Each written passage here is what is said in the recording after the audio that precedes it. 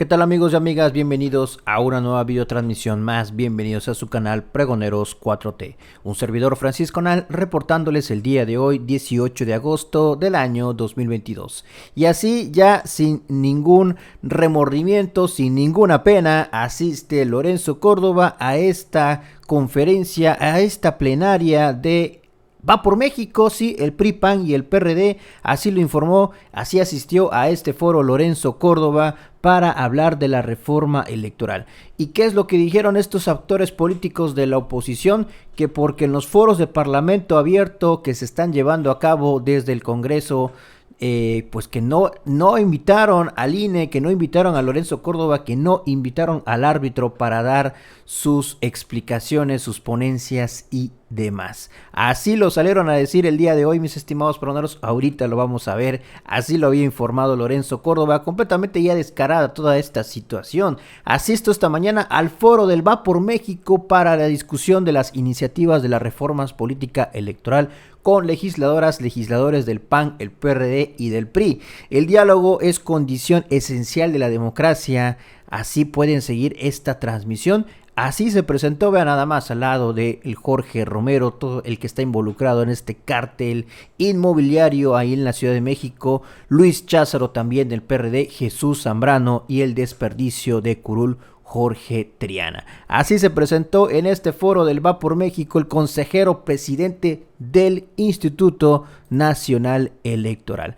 Así lo informaba, vean nada más. Asiste el consejero presidente, participa este día jueves en este foro organizado por los partidos del PRI, el PAN y del PRD. Vean nada más. Ahí podemos ver a Lorenzo Córdoba ya completamente descarado al servicio del PRIAN-RD de Claudio X González. Vean nada más, mis estimados proneros. Esto fue lo que dijeron estos actores políticos de la oposición y también Lorenzo Córdoba, obviamente, para arremeter en contra de la reforma electoral propuesta por el presidente Andrés Manuel. Para empezar, la razón por la cual existe un foro electoral que alternativamente tiene que hacer la coalición Va por México es porque cuando las mayorías en este Congreso, las mayorías oficialistas, convocaron a un parlamento abierto, oficial, decidieron qué voces se debían de escuchar y cuáles no. Y entre otras consideraron que escuchar a las voces que representan al Instituto Nacional Electoral no valía la pena escucharlas. Con esa brújula de criterio estamos ya navegando con las mayorías en este Congreso. En un parlamento abierto, las mayorías consideraron que a las autoridades electorales, judiciales y ejecutivas no eran voces que ameritaban escucharse para una reforma electoral. Entonces, como evidentemente las mujeres y los hombres de la coalición Va por México, PAN, PRI y PRD, siempre vamos a hacer un foro para que se escuchen todas las voces, con las que también lo decimos, en algunos puntos coincidiremos, en otros no, así como históricamente con las autoridades electorales, lo digo por lo menos a nombre de mi partido, ha habido decisiones que han tomado con las que algunas veces hemos coincidido y otras veces no, porque a veces no le gusta a una fuerza política la decisión de un árbitro, pero no deja de ser árbitro. Y no hay manera de que haya juego democrático si no hay árbitros. Nos gusten o no las decisiones que en lo individual tomen las autoridades electorales, son autoridades que deben de existir. Esa es la primera idea que yo quiero transmitir. Estamos en un foro alternativo porque en este país nunca, jamás, nadie va a poder impedir que se escuchen todas las voces, aunque no gusten esas voces. De eso nosotros vamos a ser garantes. Y segundo, nosotros lo dijimos cuando se inauguró este foro. Hoy estamos en torno al análisis de lo que se debe de replantear para nuestro marco jurídico electoral. Todos estamos conscientes de que el marco jurídico electoral tiene que ir evolucionando en el tiempo. Tiene que irse ajustando a las circunstancias actuales de cada país y por supuesto del nuestro. Pero también, como lo dijimos, nunca en este país, o por lo menos no en las últimas 5 décadas, un proyecto de reforma electoral había surgido del Poder Ejecutivo. Nunca había surgido, por lo menos en las últimas 5 décadas, un proyecto que surgiera de un poder y además del Ejecutivo. Siempre habían sido el producto de consensos, de inercias, de muchas fuerzas políticas, ciudadanas y sociales que se conjuntaban en un proyecto. En el 76, en el 96, en todas las que se han dado. Y ahora vemos con mucha preocupación cómo es otra vez la visión de una sola persona que todos ya sabemos cómo se ha comportado, la que quiere imponer una visión de evolución para nuestro marco jurídico electoral. Y por supuesto, Lorenzo Córdoba arremetió en contra de esta reforma electoral, que si no va a servir para evolucionar, para mejorar, que no la presenten siquiera, dice Lorenzo Córdoba. Escuchen. Paso al último punto. ¿Reforma electoral sí o no? Después de este balance. Pues miren, déjenme partir de una premisa. Siempre será pertinente ajustar las reglas electorales, mejorarlas para resolver los problemas que la dinámica vida política del país genera. Pero hay que partir en el análisis de si queremos hacer una reforma electoral o no, de una premisa. Hoy el sistema electoral funciona y funciona bien. ¿Puede mejorarse? Sin dudas. Pero hay dos condiciones que a mí me preocupan. Me parece que una reforma electoral hoy no es necesaria o indispensable, ni sé si sea pertinente. Lo primero, si no hay reforma, con el sistema electoral que hoy tenemos, podemos ir sin problemas a las elecciones del 2024 y organizarlas con la calidad técnica que sean y las garantías que han prevalecido hasta ahora. Si hay una reforma que mejore lo que tenemos, siempre será bienvenida, pero no es indispensable. Es decir, el país no está en riesgo, la democracia mexicana no está en riesgo si no hay reforma electoral. Segundo punto, no estoy cierto de que la reforma electoral hoy sea pertinente, porque desde mi punto de vista quiero ser muy respetuoso al dirigirme a las y los legisladores, pero sí quiero señalar a la luz de nuestra historia 3 condiciones que deberían cumplirse si avanzamos hacia una reforma electoral. Estas condiciones son las siguientes. La primera es que, si me ayudan con la... No, a la siguiente. Bueno, la primera es que exista un consenso, si no unánime, sí muy amplio entre las distintas fuerzas políticas. Decía Norberto Bobbio, y creo que con razón, que si bien la regla de decisión de oro en la democracia es que la mayoría decide, en el caso de las reglas del juego, se requiere que todos estén de acuerdo con él. Estamos hablando de las reglas a las que los actores políticos se van a someter. Y una aceptación en principio de someterse a esas reglas me parece fundamental. No cometamos de nueva cuenta errores que ya vivimos. Cuando en el pasado se ha excluido alguna fuerza política de la definición de las reglas o de la definición de quiénes son los árbitros electorales, solamente hemos tenido problemas.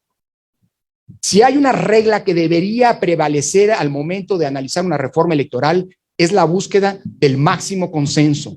Tal, por cierto, como ocurrió la legislatura pasada, cuando se designó el relevo en el Consejo General de 4 colegas. Segunda condición, es una obviedad, pero a veces esas son las primeras que hay que repetir, que sea una reforma para mejorar lo que tenemos. Si vamos a abocar una ruta de reforma para regresar, para devolverle a la Secretaría de Gobernación, sea cual sea la fuerza política que gobierne la organización de los comicios, estaremos tirando a la basura 30 años de esfuerzos y de construcción democrática. Y tercera característica, pues que sea el producto de diagnósticos adecuados. Y aquí reitero la disposición de línea a ofrecer toda la información que requieran para hacer esos diagnósticos. Para decirlo coloquialmente, si hay una reforma electoral que sea el producto de la cabeza y no del estómago, que no sea el resultado de filias y fobias o peor aún, de rencores personales, porque entonces tendremos garantías de que la reforma, lejos de fortalecer el sistema que hoy tenemos, va a servir para dinamitar. Ahí lo tiene, mis estimados pregoneros. Si hay reforma, dice Lorenzo Córdoba, que no sea producto de rencores personales. Advirtió a los legisladores de oposición durante este foro de la reforma electoral: no dejen en el tintero la reelección porque en 2024 la operarán con diputados y senadores. Vea nada más, así para recalcarlo, esto que dice Lorenzo Córdoba. Que sea una reforma para mejorar lo que tenemos. Si vamos a abocar una ruta de reforma para regresar, para devolverle a la Secretaría de Gobernación, sea cual sea la fuerza política que gobierne la organización de los comicios, estaremos tirando a la basura 30 años de esfuerzos y de construcción democrática. Y tercera característica, pues que sea el producto de diagnósticos adecuados. Y aquí reitero la disposición de línea a ofrecer toda la información que requieran para hacer esos diagnósticos.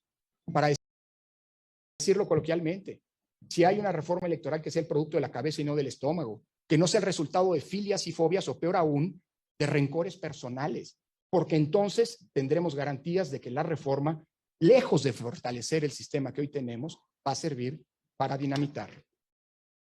Va a servir para delimitar, dice Lorenzo Córdoba, esta reforma. También esto agregó ya después en entrevista ante los medios, dice que el recorte del presupuesto del INE pondría en riesgo las elecciones durante este foro de la reforma electoral organizado por la oposición. Sí, el PRI, PAN y el PRD insistió en que la revocación de mandato salió a pie pese al boicot, dice Lorenzo Córdoba. Increíble el cinismo. Pues yo creo que no nos debe volver a pasar como país lo que nos pasó con la revocación de mandato. Si la revocación de mandato salió bien a pesar del boicot, fue gracias al esfuerzo del INE. Pero ya hoy está claro que la decisión que tomó la Cámara de Diputados puso en una condición de incumplimiento a un órgano del Estado respecto de lo que dice la ley. Y eso es muy grave y no debería volver a pasarnos, ¿no? Fuera de eso, lo digo con mucha franqueza, la mejor disposición de establecer un diálogo respetuoso con la Cámara de Diputados, con los diputados que tengan alguna duda. Para eso estamos, para aclarar las dudas, para resolver preocupaciones y nuestro trabajo es justamente ese. ¿Está en riesgo si recortan el presupuesto que ustedes van a solicitar? Si lo recortan de manera irracional, pues la organización de los procesos electorales y los servicios que el INE le brinda a la ciudadanía. Pues yo creo que no debemos... Pues ahí lo tiene, mis estimados peroneros, siempre quejándose de toda esta situación, así Lorenzo Córdoba, pero bueno, ahora asistiendo a esta reunión, a este foro organizado por el PRIAN-RD, sí, por el PRIAN, por el Va por México, y pues ya escucharon de voz de Jorge Romero, líder de la bancada de los panistas, que por qué hicieron esta reunión, este foro, que porque en los foros de Parlamento abierto organizados por el Congreso no invitaron al INE, no los invitaron para dar su opinión, rechazaron sus opiniones, rechazaron a Lorenzo Córdoba, al árbitro, dice.